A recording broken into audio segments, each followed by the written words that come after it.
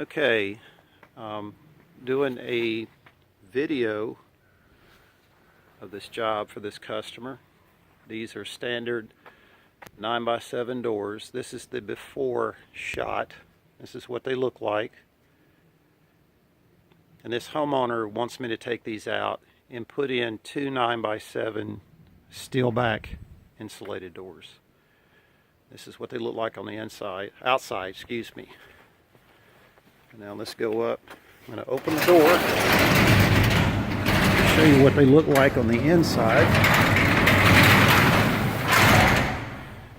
These are just plain metal doors, no insulation to them, nothing, which is sometimes a standard for builders to put in houses. And you see these are on extension spring.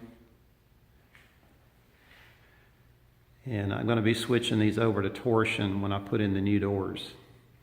So